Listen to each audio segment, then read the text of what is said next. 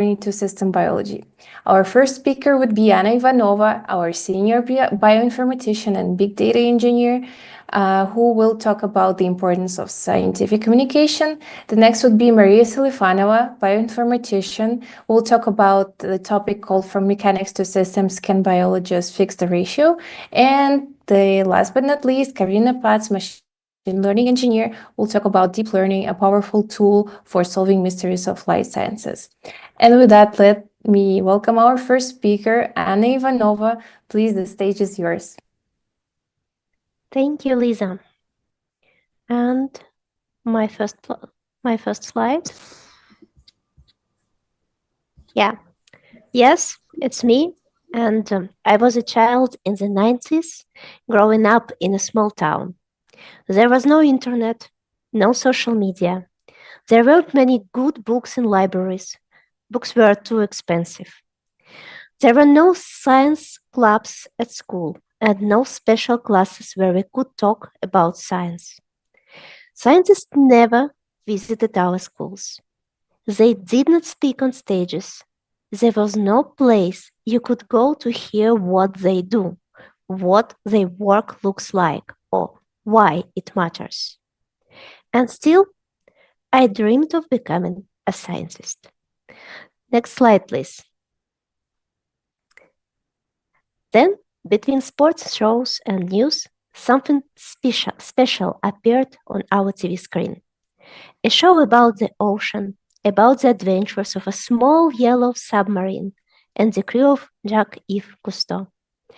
That yellow submarine became a symbol to me, a symbol that there is still so much amazing stuff in the world, even though I had no idea how to reach that world. My childhood was full of curiosity, but there were almost no ways to feed it, no way to see the path into that interesting world. 6 years later, I became a scientist, and I'm still thankful to Jacques Cousteau for opening that little window into the world of wonder. Today, access to information is much easier. Kids and adults can not only find content they like, but also get more of it through smart algorithms. I'm surrounded by scientists, science journalists, and science communicators who love science and talk about it in ways others can understand. They tear down the wall between complex theories and everyday people. Next slide, please. But sadly, many people in the academic world still believe that public science communication is not serious work. There's even a name for this. It's called the Sagan effect. Carl Sagan was a successful scientist, but after his popular book, The Dragons of Aden, won the Pulitzer Prize, and after he hosted the TV show Cosmos, A Personal Voyage, the scientific community turned its back on him. They said, "You can't be a good scientist and a showman at the same time." Some even blocked his career in universities. That was 40 years ago. But many scientists who share their work with the public still face the same judgment today. I remember as after I defended my master's thesis, one of the jury members told me, with a sarcastic tone, "Your presentation was too easy to understand, more like a blogger than a scientist." He meant it as an insult, but I took it as a compliment. Explaining your science clearly does not make you a bad scientist. Many researchers who support science outreach still feel that some formats are too low. Next slide, please. They're okay with lectures like Richard Feynman or big science books. Next slides. But they look down on science comics, short TikToks video, Instagram posts, or threads on Twitter. But there is no one correct way to communicate science. Every format has its storyteller and its audience. The goal is to open the door to science, to invite people in, to show them why science matters and why it's exciting. It may seem like just personal opinions of some scientists, but it's more than that. In the last 100 years, humanity has paid a high price for ignoring science communication and failing to build trust in scientists. That distrust has cost millions of lives. Please, next slide. Let's look at the HIV/AIDS epidemic. In the early days, people did not understand what HIV was. Many thought it only affected certain groups, and that made things worse. There was fear, blame, and shame. This stigma slowed down the public health response. People were too afraid to talk about it, get tested, or just ask for help. Governments and health officials did not speak clearly or quickly.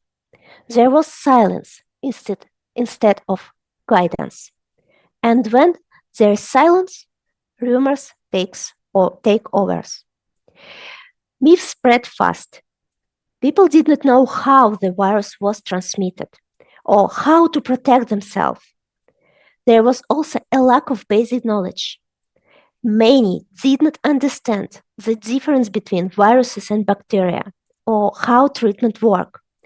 Without good information, people did not trust doctors. They avoided testing. They did not get treatment. And so the virus kept spreading. Next slide, please. Just 5 years ago, we faced the COVID pandemic. At first, it seemed like the problem was that we did not have a vaccine. But soon we saw the real problem. Many people did not understand how vaccines work. They did not know what viruses are or how they are different from bacteria. Again, some believed the whole pandemic was fake, a trick by scientists. They thought scientists were working for big companies trying to sell masks or make people stay home and just order food. They did not trust vaccines. They did not understand why they should believe scientists at all. Because of this, the pandemic, which could have been stopped much earlier, took more than 7 million lives. It changed our world forever, and will be feeling those changes for a long time. But I have noticed one important shift. Many scientists, including my friends and colleagues, became more open. They started not only doing science, but also talking about it. Some joined science marches. Some started TikTok or Twitter accounts. Some began giving public lectures or visiting schools to speak with kids. Science-based companies are also becoming more transparent. They talk more about what they do. They run blogs. Our company is one of them. And I'm proud of that. I'm happy to see these changes. And I hope they continue. I hope science becomes part of every home. So when the next crisis comes, it can be a friend, not a stranger. And one more thing. My friend and me, here in Armenia, we started a project to invite amazing scientists and speakers from around the world. We organize public lectures and even science festival here. And before I go, please next slide. I want to share some great science podcasts that I love. They're fun, smart, and open the world of science to everyone. Here are a few of my favorites. Thank you for your attention. Anna, thank you so much. I remind everyone that you can place your questions in our YouTube chat and in our internal chat. We have one question from our internal chat already. Do you think that the perception of the science pop among serious scientists will change in the nearest future? I don't know. I don't know, but I hope that maybe with help of artificial intelligence, we can do more science for more people, and we can create some interesting things and bring things together. Okay, thank you. Anna, do we have any questions in our YouTube chat? We don't any questions. Okay. So we can continue. Okay, thank you. Anna, thank you so much. It was very interesting. Okay, next up, our speaker is Maria Selifanova, and who will talk about from mechanisms to systems. Can biologists fix the ratio? Maria, welcome. The stage is yours. Yeah, thank you so much. Hello, everyone. So I hold a degree in bioengineering and bioinformatics, and my research background is in evolutionary genomics. I'm an informatician in Quantori, and aside from my work, I have an interest in the theory of knowledge, which honestly I think has its roots in my tendency to get easily overwhelmed by huge volumes of research data in my field. So please, okay, let's beat the slide. So life sciences are indeed evolving increasingly fast. They're driven by discoveries, by developing new technologies, by social processes. But observing high-level patterns of those changes might be hard. So I think that looking at science through different conceptual frameworks or paradigms, for example, can help to reveal how ideas change over time. And in this talk, I would like to share one of such perspectives. So at that time, Uriel Debnik, on the slide, was an early career group leader and molecular biologist studying apoptosis. It's a programmed cell death. He wondered if he could contribute anything new to his field, and it was growing really rapidly, published thousands of papers each year. His senior colleague, David Papermaster, also on the slide, in response to his concerns, shared an observation based on his decades of experience in biological research. All biological fields, he said, follow a similar cycle. Next slide, please. So David's, yep. Thank you. David's model of changes in biology is based on his hands-on experience in science, and it mirrors broader series of scientific progress, such as, for example, Kuhn's paradigm shifts. And this is what he suggested. He said that in each biological field, first is like slow beginnings. A small group of scientists just leisurely discuss a niche topic. They're gradually building knowledge, and they have little attention from public. And then suddenly a discovery, for example, or a pandemic, makes the fields really exciting, like drawing in more researchers, more investors, competition grows, and models start to seem clearer. The next stage is like high hopes, when the field flourishes and it's driven like by promise of big discoveries, by miracle cures, by practical applications. But after that, more research starts to lead to more confusion, and clear models start to fall apart. Predictions start to fail, findings become harder to interpret, and then it comes frustration, when despite continuous publications ongoing, understanding only decreases rather than improves. And scientists struggle to make sense of overwhelming amounts of data. Next slide. So Yuri described this dialogue with David in his article, which was published back in September 2002 in Quantori. And the title of this article was, Can Biologists Fix a Radio? Or What I Learned While Studying Apoptosis. He wanted to understand why more data sometimes leads to less clarity in biological research, and he decided to apply standard biological methods to a broken transistor radio, as if it's like a signaling pathway, of course, as a thought experiment. And today, actually, this paper is really classics. Next one. So the thought experiment.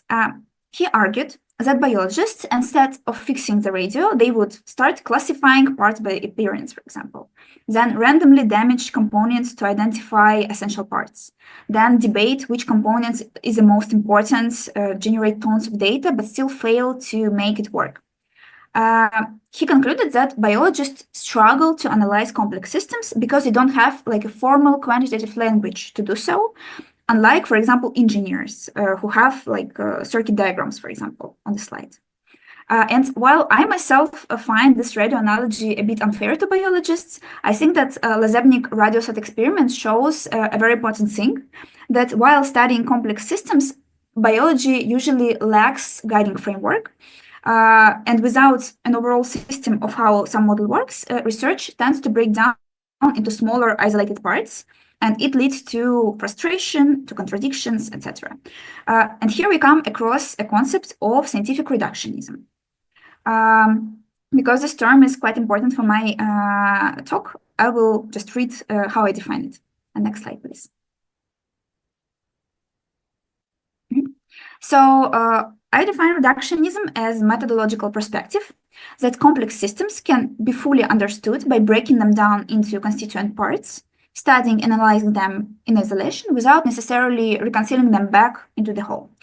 In other words, if you know everything about the pieces, you don't need to consider the whole system to explain how it works.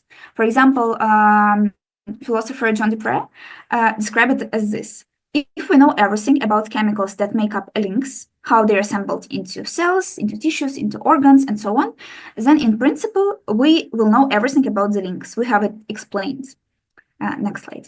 And this concept of reductionism has a long history. For example, Descartes famously argued that a dog's behavior is not like mysterious. It's simply a sum of its automatic mechanical parts. He even have this picture in his book. And this is a core idea of reductionism. And next one. So in 20th century, breaking down biological systems into smallest pieces powered explosion of discoveries. Scientists were isolating molecules to reveal their structure and their function. And one of the most famous example of such discoveries is by Watson and Crick, who proposed the DNA double helix model based on Rosalind Franklin X-ray data. Of course, many of us heard about this. Next slide. And actually, this list goes on and on and on and on. It's like double helix, first protein structure, central dogma of molecular biology, discovering genetic codes, Lacaperon, Sanger sequencing. So basically, reductionism laid the groundwork for modern biology, and it enabled amazing things like next generation sequencing or like other countless breakthroughs. Now let's briefly return to the concepts. Next slide. The most extreme form of reductionism is called physicalism. It was once popular view in biology, and this is an idea that every biological explanation could be reduced to explanations in chemistry and or physics. Today, this position is less widely accepted. Scientists recognize that different fields of science are epistemologically discontinuous. We don't have like universal laws across disciplines, and we cannot directly transfer findings from one area to another. So yeah, it is not widely accepted, but what is the problem of physicalism? Why we cannot just describe links by behavior of atoms? Why we cannot describe systems of organs by just isolatingly describing organs, like we can do that? And there is various different reasons for that. Next slide. And like the main limitation, the main reason for that is called emergent properties. It's like unexpected properties that arise when we combine individual components into a system. A classic example of that is European starlings. Each bird follow simple rules, but together they all form like stunning coordinated patterns. This is called a murmuration, and we cannot infer that patterns from studying behavior of individual birds, of course. So emerges is one thing. It's like new system level behaviors. But complex biological systems, they also have like context dependence. They are highly dependent on the environment, and they have relational properties. Then they have like interactions and network effects. They have multi-level organization. They have feedback loops and processual nature. And because of all of those things, reductionist approaches struggle to fully describe biological complexity. So the question is like, what biology has to offer in alternative to reductionism? Next slide. This is holistic approaches. They're becoming more and more popular, and systems biology is literally like the opposite of reductionist approach. It's like a holistic interdisciplinary approach that uses computational and mathematical models to understand complex systems.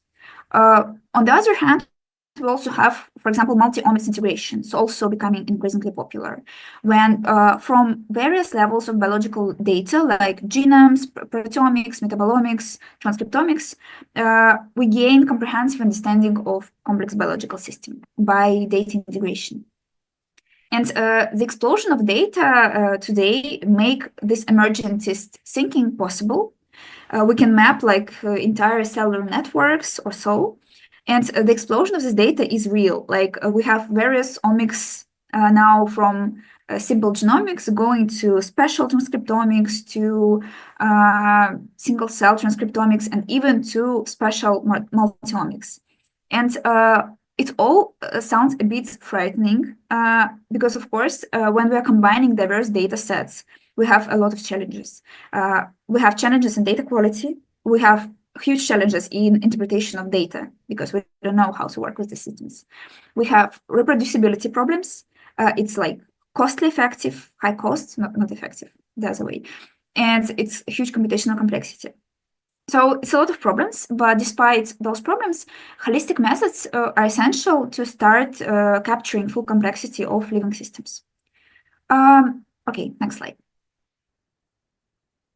Now, I would say that it would be like really tempting to build some kind of schema, like described in the slide, where we have first reductionist thinking from big ontological size models like earth, water, air in ancient times, and going to smaller pieces in 20th century. And after that, we have emergence. We start to integrate all data and get understanding of big ontological biological systems. But I think it's probably a bit more complicated when it comes to specific fields and when it comes to practical applications. Next slide. So the question is, how do we find a balance between holistic approach and reductionist approach? In order to get those understanding, or at least get some intuition of how it works, I decided to give several examples and look at them both from reductionist perspective and from holistic perspective. So let's try to go through them. Next slide. So probably we all heard this thing like DNA is a blueprint of life, or is it actually?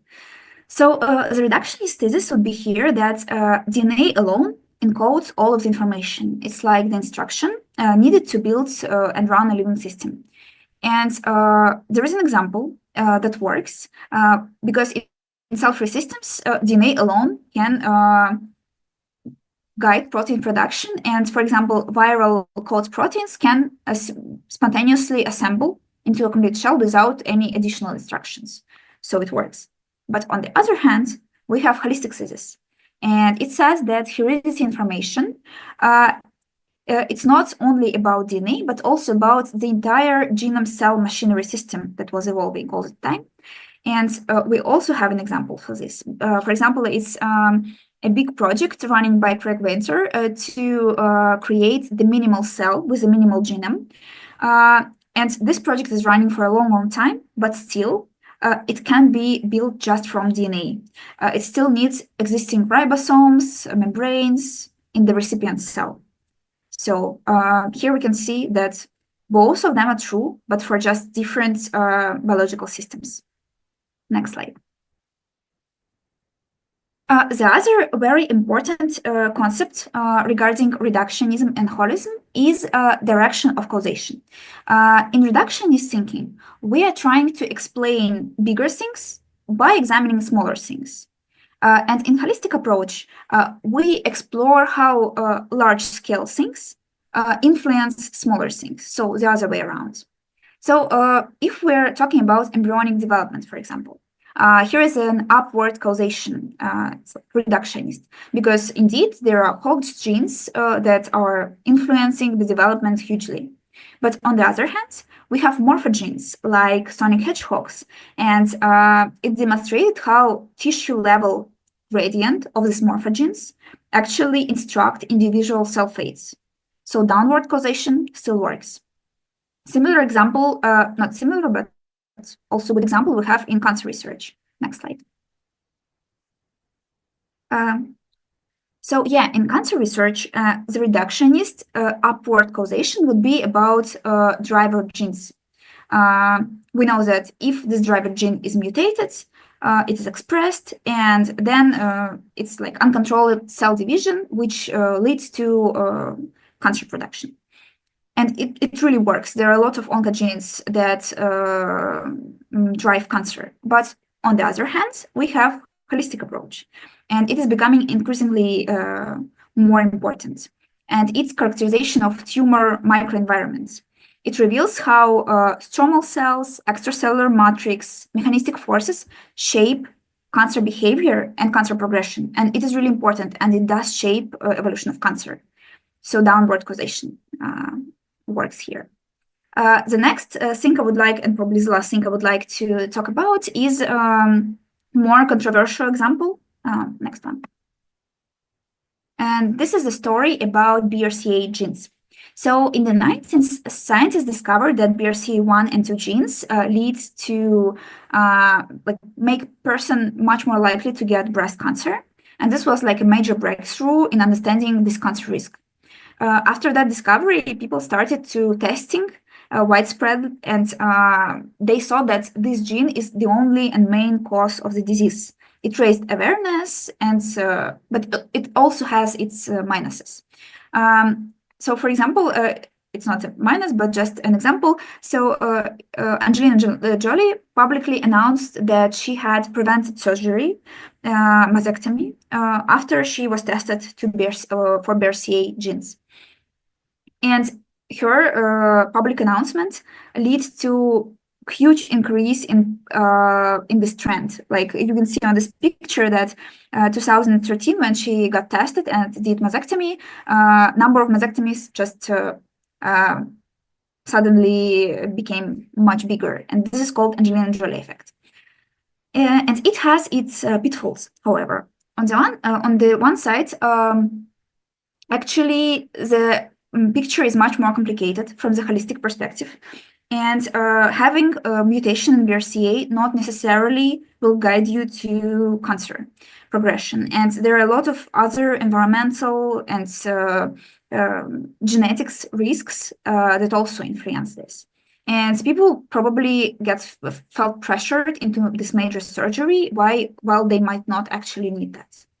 On the other hand, that was other risk, because people start to think that this BRCA gene is like the main cause of breast cancer. And if they don't have this mutation, then they are safe.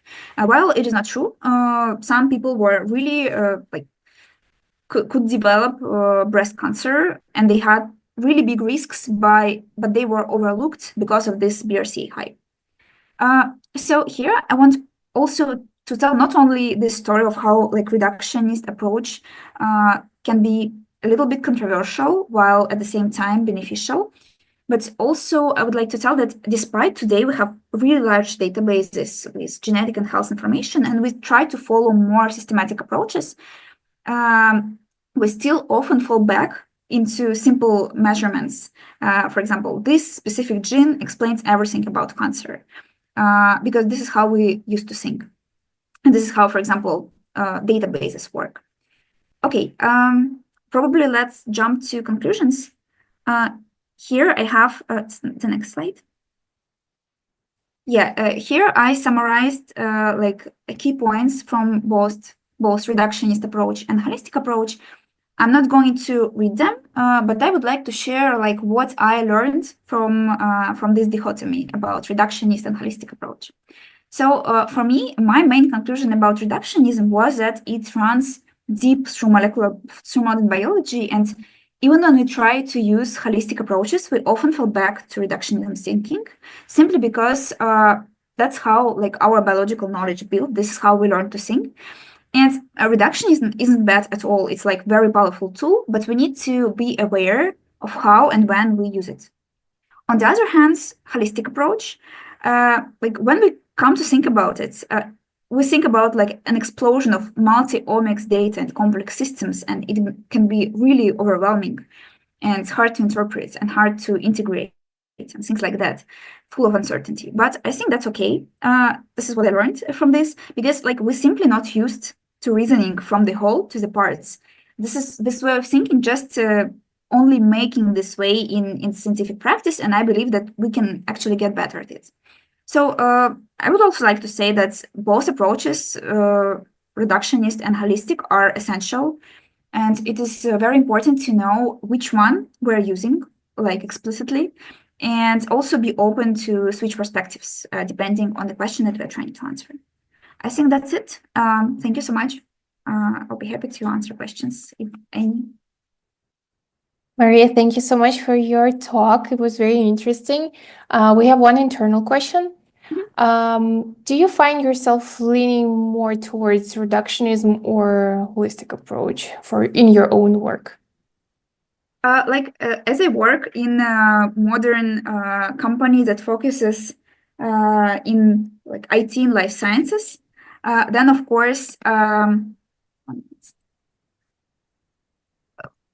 we're working a lot with holistic approach, with multi-omics data integration, with things like that, because like this is what we need to do. These approaches need a lot of IT things, a lot of thinking about how to make your architecture work for this huge amounts of data, how to interpret it, and so on. So we work with this a lot, but it always depends on the question. For example, just looking at causations is also important, and we had recently a project regarding this, because like still holistic things, reductionist things like this specific gene drives this specific disease is very important, because they can like do actionable insights. We can create a target for those genes. So it is really very important. We don't know how to target like complex holistic things. We cannot do that.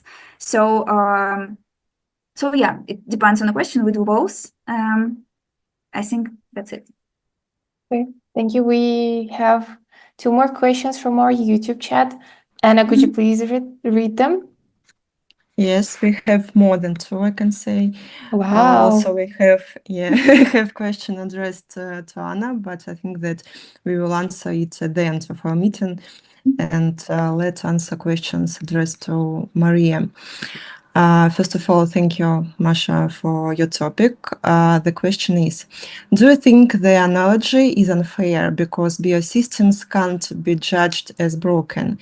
That is why biologists can only describe and study the system itself without trying to fix it. Thank you.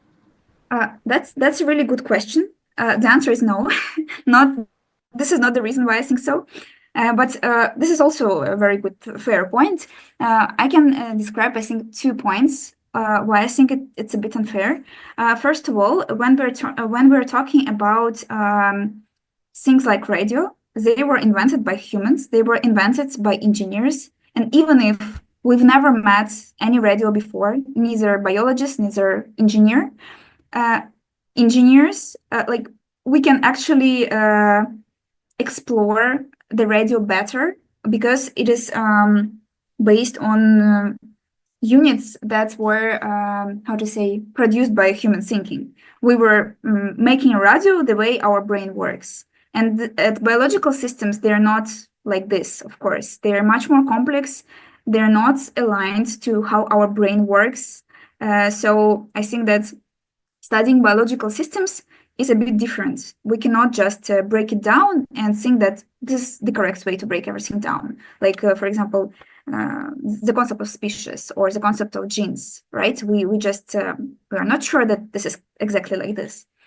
And another thing, it's more like about probably more philosophical one. It's just like that both machines and biological systems work to maintain their integrity, but machines eventually fall apart and they do not reborn, while biological systems work in cycles. They always generate new things, and so they have very different ways to deal with this need to survive, I would say. So yeah, that's why I think that probably this analogy is not very precise, but at the same time, in terms of reductionist and holistic approach, it is quite good. I think that we can think about it like that. Thank you for answering. And we have, by the way, more philosophical question.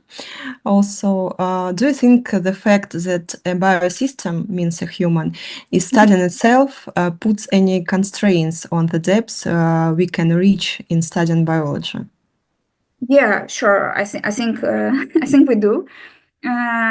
When I was thinking about this talk, I was trying even to come up with some kind of a priori reduction that,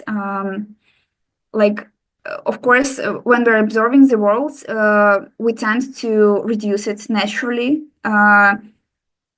whether we are looking at it by our eyes or hearing, we're doing it with naked eye, or we are working with some kind of more multidimensional data, we still always reduce this data.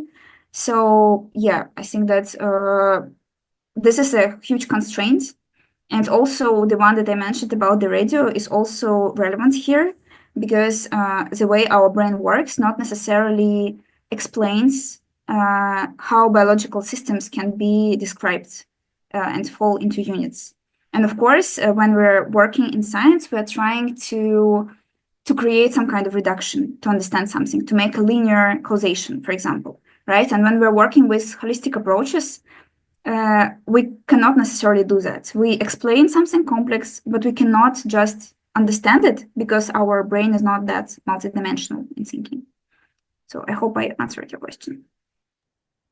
Thank you, Thank Maria. you, Elizaveta. We have 2 questions on the chat. Let's keep them to the end of the presentation because we have one more we'll speaker. Answer them later. Karina, please, the stage is yours. Karina's topic is deep learning, a powerful tool for solving mysteries of life sciences. Welcome and good luck. Hello, everyone. My name is Karina. I joined Quantori 3 years ago as a machine learning engineer and have participated in multiple research projects. Currently, I'm working mostly as a project manager, but I'm still very passionate about machine learning and especially about machine learning in life science field, since my original background is in biotechnology and cheminformatics.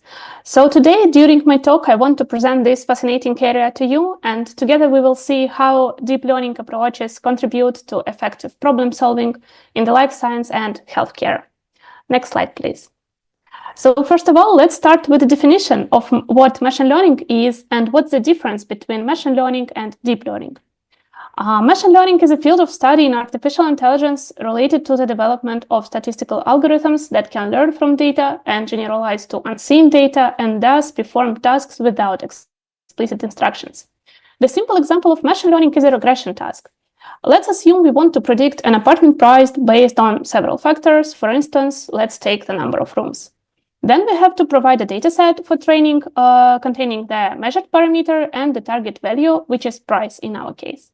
Then the regression algorithm is trained iteratively, trying to find the best coefficients for the equation and to make the minimum possible error for each sample. And finally, we are able to predict the price for the previously unknown sample, like it is shown on the figure on the right. Next slide, please. Now let's try to understand the difference between machine learning and deep learning. As we have just discussed, an algorithm needs a training set, which includes some parameters or features, and also a target value. In machine learning, we collect and define parameters ourselves manually, which finally form so-called feature vectors. We decide which parameters and how many of them we should provide to make the algorithm work efficiently. Taking into consideration a very few parameters may be not enough to properly learn the patterns for predicting the target value, just like it was on the previous slide, where we had only the number of rooms for predicting the price. But what if it was a very large apartment but too far from the transportation?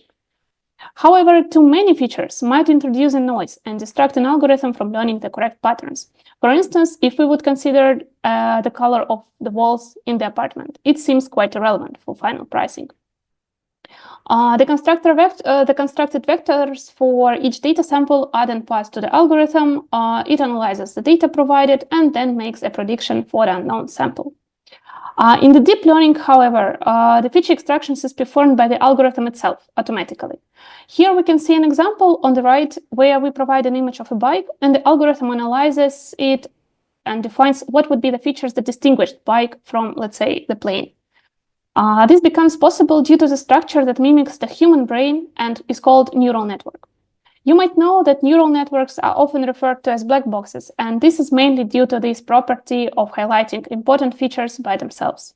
However, this requires quite a large amount of data for effective learning, which in turn leads to the significant consumptions of computational and time resources.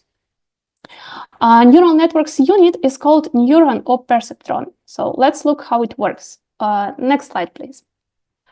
The very first concept of artificial neuron was presented by logician Walter Pitts and neurophysiologist Warren McCulloch in 1943. Their ideas evolved into a perceptron model proposed in 1958 by neurobiologist Frank Rosenblatt. The perceptron's design was much like of that in the modern neural network, except that it had only one layer with adjustable weight sandwiched between input and output layers. As we can now see, an artificial neuron can be thought of as a mathematical model that was influenced by a biological neuron. A biological neuron's dendrites allow it to receive input messages from neighboring neurons, and in a similar manner, perceptrons accept numeric data via the weights, either from input data or from neighboring perceptron. Weights also tell the perceptron how significant the given portion of data is. Synapses are the connectors that connect dendrites to actual neurons. And in perceptron model, the input values can be considered as a connection point between previous perceptron and the current one. A biological neuron's nucleus generates an output signal in response to signals received from the dendrites. And similar to this, a perceptron nucleus, shown in blue here, computes certain values based on inputs and generates an output. And finally, the axon is a biological neuron. In a biological neuron, transports the output signal away.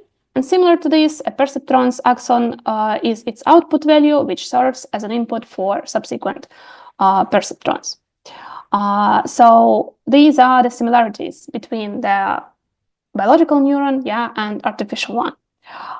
Next slide, please. The rapid development of deep learning started in 1980s with the concept of multi-layer perceptron, resembling the real modern neural network. In 1988, Jan LeCun started working on his own neural network, and it took him 10 years to present the final version of LeNet in 1998.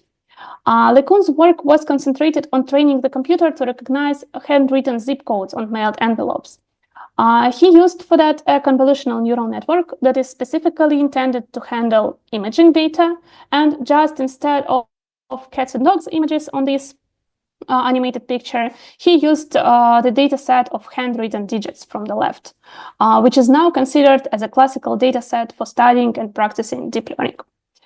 Modern applications of neural network include, but are not limited to, text and speech recognition, image recognition, traffic prediction, spam and fraud detection, and so on.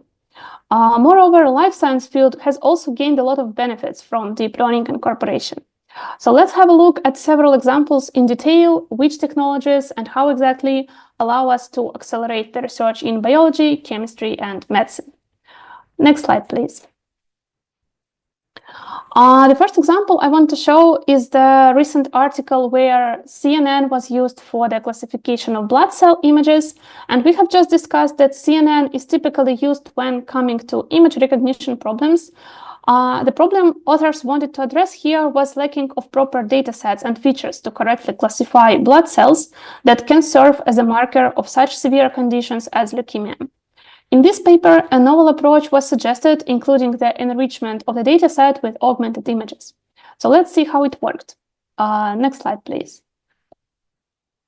In the proposed solution, you can see that an input here was were the images of various blood cells, and the approach was quite simple in terms of deep learning, meaning that it utilized the very basic CNN architecture. However, beside the regular data augmentation, which typically includes rotation, flipping, or cropping images, for example, in order to artificially enrich the dataset, authors introduced a novel approach in color conversion procedure to reduce the number of color channels, leaving only the important information. As we have already mentioned, it is very crucial to keep only necessary features, and even in the case of deep learning, where the model learns to extract features itself, we can significantly help by preparing a good dataset. As a result of such extensive data preparation, the proposed approach was able to outperform much more complex architectures. Next slide, please. The next paper I want to briefly overview is ChemCrow, and I think many of you have heard or even used ChatGPT. So ChemCrow Assistant is based just on the same technology, but it is trained to suggest synthesis plans and to assist chemists in their routine work. Next slide. Here you can see examples of the tasks that ChemCrow was able to solve. That included various molecule format conversions, literature and web searches, and finally, a synthesis planning. On the right, you can see how the interaction between a chemist and chatbot could look like. The task input is provided, where the goal is to suggest a synthesis plan using several conditions and restrictions. ChemCrow analyzes this input, outputs the suggested steps for solving the problem, its final answer, and the suggested actions for the chemist. Next slide. Looking at the results, for instance, at figure A on the left, where the tasks are sorted by complexity within each category, we can notice that in relatively simple tasks, regular GPT-4 behaved even better than ChemCrow. But when coming to tackling more complex issues, the specially tailored solution outperformed the general algorithm. Similar relates to the chemical accuracy at figure B. For commonly known compounds, such as paracetamol or aspirin, GPT-4 was even a bit more accurate in terms of synthesis planning, but for more complex compounds, it loses significantly to ChemCrow. Next slide. So the last example I'd like to cover is commonly known AlphaFold. Since 2020, 3 versions have been developed, and each next version was more successful than the previous one. The first and second AlphaFold versions won competitions on protein structure predictions, while the last version allowed to predict not only protein structures, but also other molecule types. And in the same year of 2024, 2 founders of AlphaFold were granted a Nobel Prize in Chemistry for protein structure prediction. Next slide. Let's review AlphaFold 1. It won CASP13 competition and quite nicely predicted the most common protein structures. But it still faced a bunch of skepticism since a protein folding problem had been considered a very complex one due to the protein's flexibility. And indeed, this very first version of AlphaFold could not yet resolve quite many protein structures. And here on the animated figure, you can see the comparison between real structures and the predicted ones. Next slide. The second version of AlphaFold had significant advances over its predecessor. It also won the next CASP14 structure prediction competition, and one of the major achievements was the ability of AlphaFold 2 to accurately predict sites like zinc fingers. So let's look at the figure C. So here the zinc ion itself was absent. However, the model correctly predicted the position of side chains within this protein site. Next slide. And finally, the last version of AlphaFold was published last year and allowed to predict not only proteins, but also ions, small molecules, and even nucleic acids, significantly improving the quality of the predictions and also the range of objects to be predicted. Next slide. Yeah, so here you can just see more example of such biomolecules that can now be handled with AlphaFold. So like RNA modifying protein, enzymes, or DNA binding proteins, all of those are now can be handled with AlphaFold. And the next slide, please. So in the end of my presentation, I'd like to mention the research in artificial intelligence that we are doing at Quantori. So one of our recent studies is related to a very popular field now of generative AI. And here we developed an algorithm for molecule generation based on molecules' shape. Currently, one of the most exciting frontiers in graph-based molecular modeling is the use of diffusion models.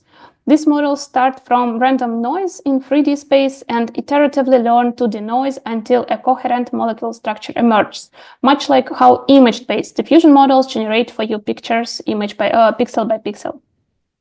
By leveraging shape descriptors for contextual generation and training of the graph diffusion network, the model learns to generate molecules that fit the same 3D spaces as the target structures.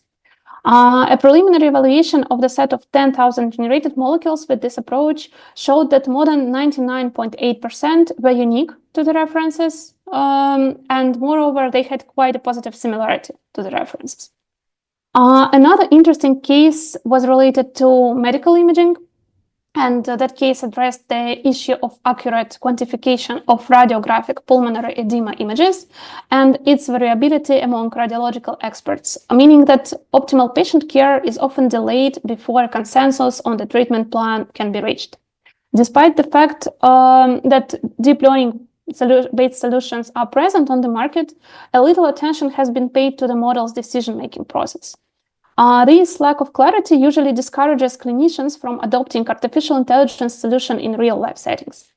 In case of pulmonary edema, it is especially problematic as each pulmonary edema feature is highly distinct from the rest, meaning developing a single global solution would require a very complex model, which behavior is not clear at all to the healthcare specialist. To overcome such limitation, Quantori developed a modular approach where each pulmonary edema feature would be detected by a distinct model, which allowed finally for better interpretability of the results. There were just a couple of examples from the last year research, but in our blog you may find very detailed stories written by our experts, how they addressed various problems at the edge of artificial intelligence and healthcare. So feel free to scan the QR code and start a journey into the wonderful world of research with Quantori experts. With that, I want to thank everyone for attending this webinar. I will be happy to answer your questions. Thank you. Thank you, Karina. We have questions both internally and on our YouTube chat. I will start with an internal one. Why do we need AI that can classify cells if we can train the same job to do by pigeons and rats? Well, I'd say that still artificial intelligence is quite, so this is a way to automatically, achieve something and also to generalize, because there is such an approach called transfer learning, which is also extensively applied for the cell classification and so on. So we can train some model to do, let's say, cell classification task, but then we can apply the knowledge that it gained on performing this task to other similar tasks, to classification of some, maybe not blood cells, but some other cells and so on. So training such a model, I would say that it might be helpful for using even in other cases, so it's generalizable to some extent. So I'd say this is pretty much powerful technology still. Thank you. Next questions are from our YouTube chat. Anna, could you please read them? Yes. I have a question for Karina. Let me read it. Karina, what do you think on possibility of creation of neural network so powerful that it could complete any given task for multiple fields? Like LLM, folding, etc. Yeah, that's quite a hot topic. Like many people are asking me that question. Me personally, I'm not so optimistic about such a solution, because still it seems that, as we just saw with this ChemCrow example, the GPT-4 still can, without specific training, it still can predict the synthesis of simple molecules like aspirin, for instance, because it's highly likely that this synthesis might occur in some of the training data sets provided to it. But coming to more complex issues, it still requires some preliminary knowledge from experts, I guess.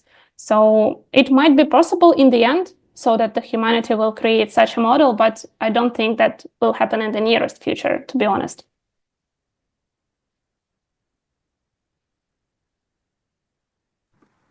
Thank you. Thank you for answering, Karina.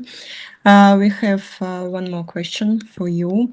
How do you combat the data quality limitation in training of AI on medical data that sometimes varies depending on the radiology technician performing that scans? Yeah, sure. That's also a very common problem in medical imaging data sets.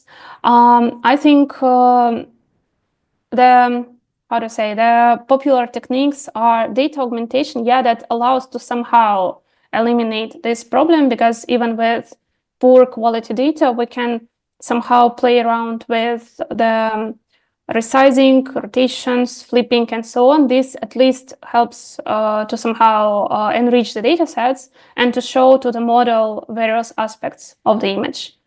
So I believe this to some extent helps to overcome this issue.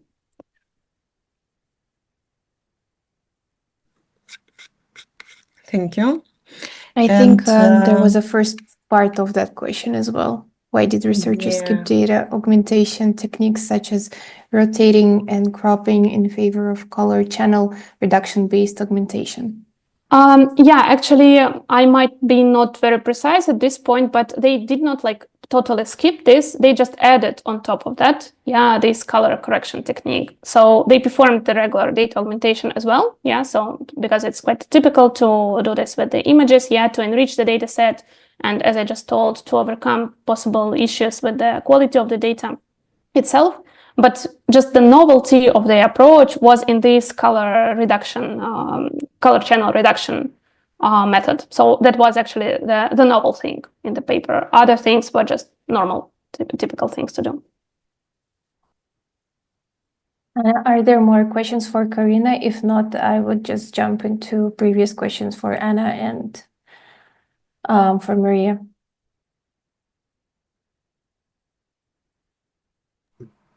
Yes, we have one question to Anna. Anna, is it sorry, important? just a second, Anna. Before we dive into questions for previous talks, just a quick reminder that we have career opportunities. You can scan this QR code, and we have also our social media. I will leave the screen here, and let's dive into questions and answers. Sorry. Thank you, Lisa. One question for Anna. Is it important to talk about theoretical areas of science, example, physics, chemistry, etc.? Anna, could you please answer the question? Yes, and the answer is yes, absolutely. And it's not just a question of people continuing to support theoretical science financially.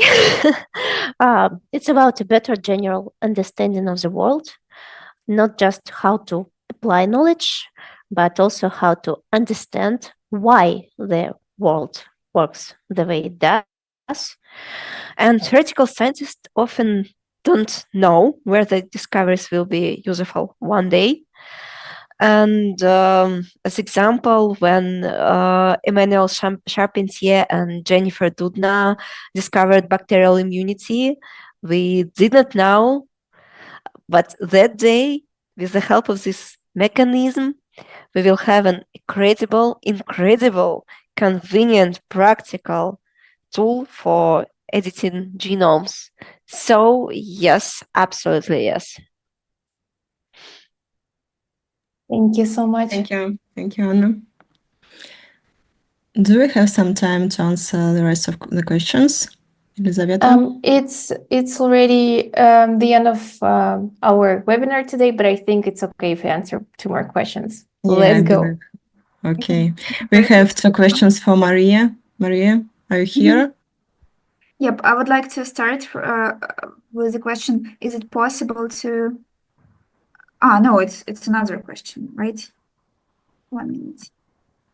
how to effectively combine holistic and reductionistic approaches, right? This one, especially when it's hard to determine causational relationships when looking at multi-system level. Okay, so my answer to this question is, this is what I would like to know. Honestly, I'm only trying to explore how it works. I've came up with two interesting tools that are used in systems biology. One is called multi-scale modeling, and my understanding is that it integrates both reductionist and holistic approaches, because it's like traces effects both upwards and downward. Another one is like network dynamics that use like complex graph networks and try to address it like in this way, and to account for emergent properties. But also a very important thing is like, what if we don't know causation? If we don't know causation, usually it's like it happens a lot in science. Usually we look at associations, at patterns, and here where I think some AI tools can happen a lot, can help a lot, because like even though we sometimes cannot interpret what's going on there, it's like black box, it's still quite important. We can capture some patterns. So I think like this is like very high level answer. And then I had a question about talking About Angelina Jolie taking effect. into account the Angelina Jolie effect. My question is, how Right. can scientists effectively raise awareness while ensuring safety? What principles should they emphasize? This is a very good question, actually. I was thinking about this, and my answer probably is the following: is that of course, like raising awareness in general is great. But the problem with reductionist things is that it's like, it can be like slogans. It can be super tempting, super catchy, super exciting. On the one hand, more people understand what is going on, and more people get tested. On the other hand, there is a lot of pitfalls, like people oversimplify what is going on. And it's like, dichotomy between populism or more balanced rhetoric. And I think that in this case, scientists and like public health authorities, they need to do a lot of boring, responsible, and hugely important things, one by one, repeating a lot, like providing context. For example, the importance of science communication, as Anna told in her speech, so that people understand that the picture is complex and that they have interest in understanding this complex picture.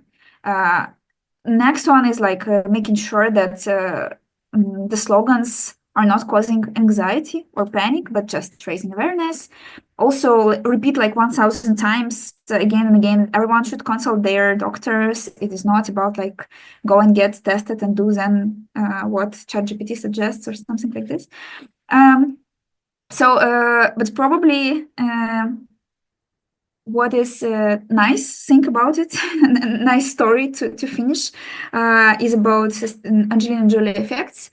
So my understanding is that at that time, Myriad Genetics held patent on BRCA1 and 2. And they charged people like $3,000 at that time. I guess it was like even more than today, and it was inaccessible to many, and they have like a monopoly on this testing. But soon after she raised awareness to this topic, Supreme Court said that people cannot just patent some genes. It is not like we don't do that. And it's a good story because it helps to like raise awareness not only in the healthcare but also in like healthcare providers and how they manage access to those things. So I think that this is a good story. At least this is my understanding of what happened. I hope this is what happened. So yeah. Maria, thank you so much. And again, going back to the slide, with our open positions. Just a friendly reminder that we continuously have open positions. These are our hottest ones right now. Here's the QR code so you can scan it to find more. And I thank everyone for joining today. Thank you so much for your interesting questions. It was very productive. I believe we have a recording and we will share it soon. I will find a way to share the presentation as well. Thank you so much for joining. Have a nice day. Goodbye.